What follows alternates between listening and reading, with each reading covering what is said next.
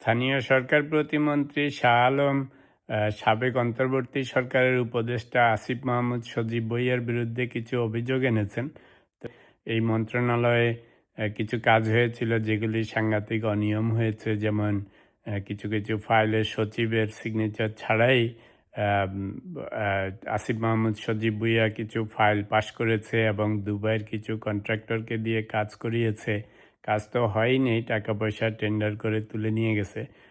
তো উনি প্রায় বলেছেন ৬,০০০ কোটি টাকার মতো।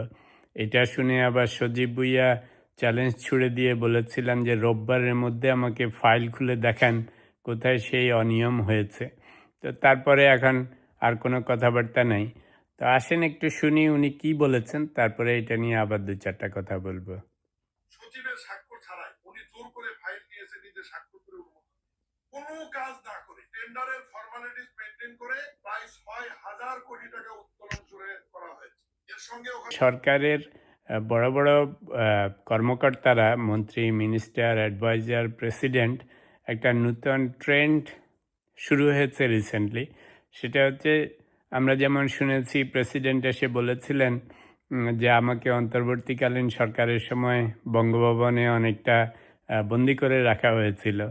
তারপরে একসময় আসিফ মাহমুদ সজীব ভুঁইয়া এসে বলে দিলেন যে আম, অন্তর্বর্তীকালীন সরকারের সময় ডিপ স্টেটের অনেকে বলেছিল যে ক্ষমতা আরও দীর্ঘায়িত করার জন্য এবং তারেক রহমানের বিরুদ্ধে দরকার হলে মামলা মোকদ্দমা যা যা করলে পরে দীর্ঘায়িত করা যায় সে সমস্ত ব্যবস্থা করার জন্য। তারপর যখন জিজ্ঞেস করলো কারা সেই ডিপ স্টেট, তখন আর কোনো কথা নেই। এখন আবার প্রতিমন্ত্রী শাহ আলম ডাইরেক্টলি বলে দিলেন যে স্থানীয় সরকার মন্ত্রণালয়ে এরকম অনিয়ম হয়েছে আসিফ মাহমুদ সজীব ভুঁইয়ার সময়ে। প্রথমে নাম বলেন নাই, পরে ভিডিওতে দেখলাম যে নাম বলেই দিয়েছেন। তো এখন প্রশ্ন হচ্ছে যে আবার এটা বলেছেন যে এগুলি এখন তদন্তের অধীনে আছে। তা আমার প্রশ্নটা হচ্ছে যে সরকারের বড় বড় লোকজন, বাইরে মানুষ গোল টেবিলে রাজনীতির আড্ডায় হাটে মাঠে ঘাটে মানুষ নানা রকম কথা বলতে পারে, কিন্তু যারা রেসপন্সিবল পিপল, যেমন স্টেট মিনিস্টার শাহ আলম, উনি যখন এরকম একটা কথা বলেন তখন তো এটা দুটো দিক আছে। একটা হচ্ছে যে আপনি যদি সেরকম অনিয়ম দেখে থাকেন তাহলে সেইটার প্রসিডিউর আছে, সেটার বিরুদ্ধে যে নানা রকমের তদন্ত হচ্ছে সেভাবে সেটা রিপোর্ট করার ব্যবস্থা করেন। আর যদি সেটা না করেন তাহলে বেফাস কথা না বলাই ভালো। আসিফ মাহমুদ যেমন ডিপ স্টেটের কথা বলল, তারপরে ডিপ স্টেটে কী হয়েছে কারা ছিল সেটা বলবে না। প্রেসিডেন্ট সাহেব এসে বলে দিলেন আমাকে বন্দি করে রাখা হয়েছে। তো এখন এই জিনিসগুলি হয়তো বাহবা কুড়ানোর জন্য খুব ভালো, কিন্তু এই সমস্ত রেসপন্সিবল পিপলরা কথা বলার সময় একটু সাবধান হয়ে কথা বলা ভালো। তো এখন যেহেতু স্টেট মিনিস্টার এটা বলেছেন, তো এখন এটা ওনার ঘাড়ে চলে এসছে এটা প্রমাণ করার জন্য। কারণ আসিফ মাহমুদ বলতেছে না এরকম ঘটনা ঘটে নেই, যদি ঘটে প্রমাণ দেখান। আসিফ মাহমুদের বিরুদ্ধে অনেক অভিযোগ আছে, অবভিয়াসলি আমরা আগে শুনেছি টাকা পয়সা দুবাই, সুইজারল্যান্ড, বিটকয়েন, হেন কিছু নেই, অভিযোগ নেই।